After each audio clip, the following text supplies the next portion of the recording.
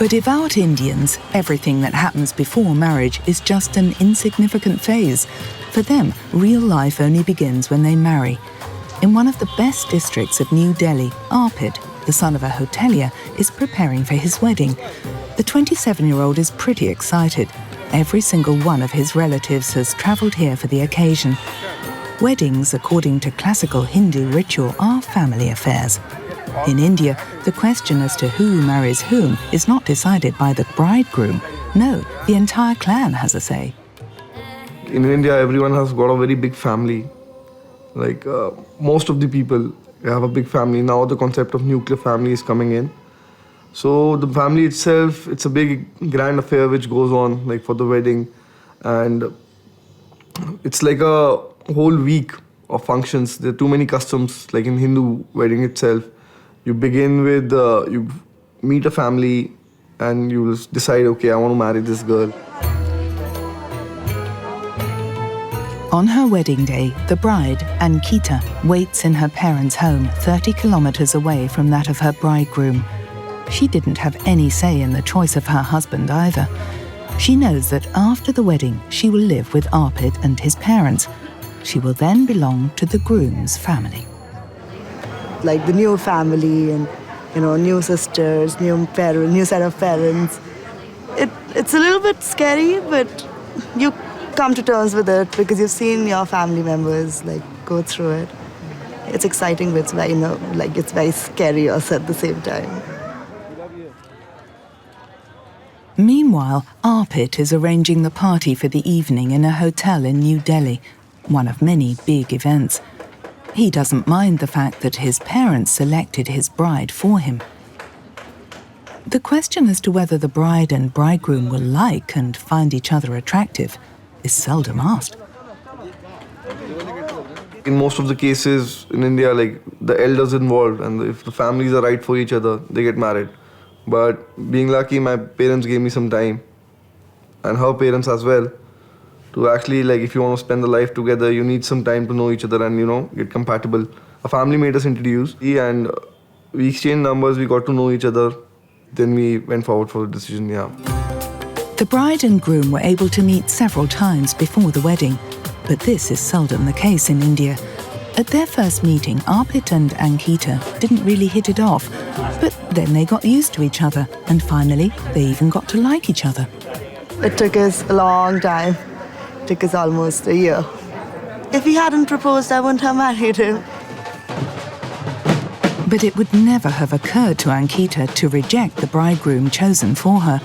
Like most other Hindu women, she accepts, without complaint, her own passive role and the dominance of the family. If you don't find a boy, your parents will. And since they know you the best for 25, 24 years, you can trust them on their choice. It's not like you just go and select a groom. There's a whole process to it. You meet the family, you do a background check, you ask 30, 40 people about the family, you ask about the boy, and then it's only after that you decide. A Hindu bride enters marriage a virgin. That is both a religious and social must. In India, it's still not an open thing. It's still considered really bad. It's not good to do it before wedding. A girl is supposed to remain a virgin. She should remain a virgin. That's what everyone thinks. The same applies for Hindu women from all social strata. They learn very early on that sexual contact before marriage must be avoided at all costs. Yes, virginity for young women is very much a part of the Hindu religious texts. Issue of child marriages comes from that because it is said that a woman should be, or a girl should be married immediately after her first menstruation when she can conceive, so as not to have this stigma, because one should also see that Hinduism is also very, very sensitive to the power of sexuality, of human sexuality. So they say, we know how powerful it is, so if she's not married off, it is very likely, liable, that if she remains unmarried for some years after puberty and all, that she will, so to say, go astray, will have sex. And that is terrible, so you should get her married as early as possible. The bridegroom should also be a virgin when he marries. Hindu mythology says that even the mighty god Shiva had to wait until after his wedding before having sexual intercourse with his beloved Parvati. The same should apply for Arpit. He prefers to leave the question open as to whether he has had affairs before marriage.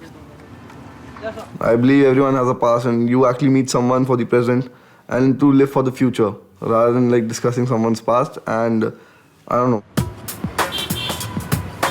It isn't usual in India to speak openly about sexuality, although erotic images are certainly freely in evidence, even if they are only advertisements for fruit juice. There's a kind of very crackling sexual energy all over, which you see in kind of Bollywood movies and the dances, etc., part of it. But it has to be controlled in public, in its manifestations. This used to be different. In the history of Hinduism, there have always been highly erotic pictures in connection with religion.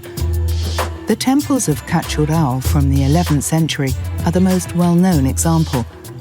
The famous Kama Sutra originated a few centuries earlier. There has always been the eroticism in the Indian tradition. In fact, one of the oldest texts, Brihat Samhita, says that the whole creation from the creator to the smallest worm is based on the union of male and female, so why should we be ashamed of it? And in Hinduism, there has always been a tension between two extreme positions: divine union on the one hand and religious asceticism on the other. In the 11th century, when the temples of Khajuraho were created, the idea of erotic ecstasy was at its peak. After 11th, 12th century, the ascetic or the priestly comes up again. And that comes much stronger with British colonialism, because British colonialism comes with Victorian values. And in Victorian values, that's not too long ago, in England, they used to even cover the legs of chairs because these were legs, so they covered them with a cloth. One senses this a little with Arpit and his bride. Modern Hindu society keeps itself covered up in public. Love and sex belong behind closed doors. In Hindu culture, it's fun. Like I consider myself, it's better to, that love actually starts after marriage. New Delhi. Arpit dances happily at one of the many parties before the wedding. One of the last opportunities to enjoy himself as a single man. He makes the most of this time and celebrates with his pals. As a single person, obviously it was fun and it was enjoyable, and you're free. You even you have family, but still you can live out your life. Now I feel like you have added responsibility. That's the end of any prenuptial affairs. Now he can admit it. Yes, he did have girlfriends before marriage. You're bound to have affairs in that age, and whether you're 21 or whether you're 22, that's age one gets in love. Even in India, it's not against Hindu culture it's not against any culture to actually have a girlfriend. Amongst Hindus, there's a great distinction between men and women. Even today, when choosing a wife, the dowry still plays an important part. Although it's forbidden by law, it is still practiced in all stratas of society. Furthermore, as almost everywhere, what men are allowed to do is not tolerated for women, especially when it comes to sexual morality. Sexual pleasure was always allowed to the male and not to the female outside marriage. That also has a long history. That in marriage, as if that is the only way where the woman is supposed to have the sexual pleasure. The marital bed has been prepared. The day of the last wedding ceremony has arrived. Now the strict rituals have to be followed even more closely.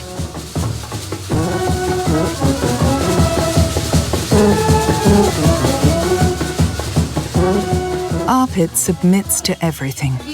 He knows what he owes to his family. Now comes the serious part.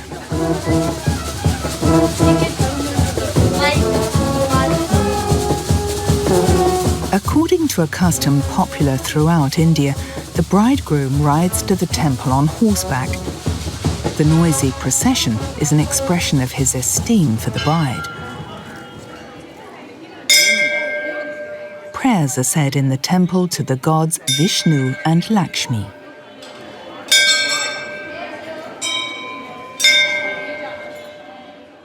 ये तो विष्णु भगवान बन गए, लक्ष्मी, तो सभी हमारे दोनों समाज लड़का लड़की का आपस में दोनों की पूजा करते हैं और ऊपर वाले का स्वरूप मान के उनकी पूजा करते हैं. In Hindu mysticism, sex is always a spiritual act. The male and female sexual organs, yoni and lingam, are worshipped in the temple. They symbolize divine union.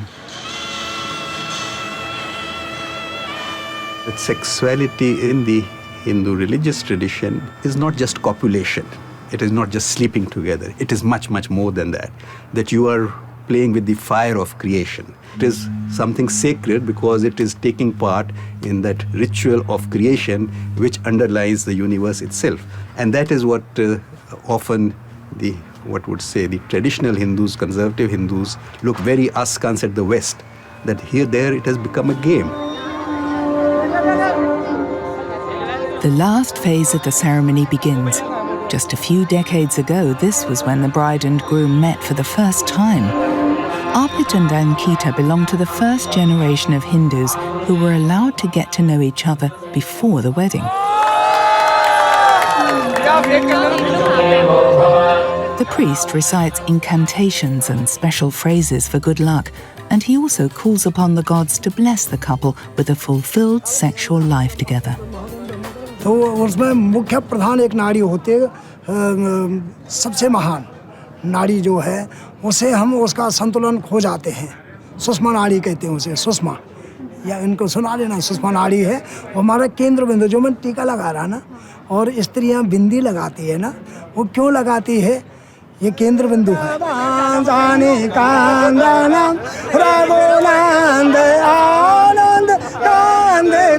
Arpit and Ankita are now man and wife. Arpit is greatly looking forward to their wedding night. Oh yeah, I'm looking forward to it. But it's better that I would stay in a hotel and just be together with her rather than the hosh posh of the house. Like, just be ourselves. Many of the world religion's young believers still abide by the sexual laws of their culture and accept the limitations on their freedom, to a greater or lesser degree. Sex before marriage is not permitted in any religion, except for young Protestants. They have to learn how to deal with this freedom in a responsible way.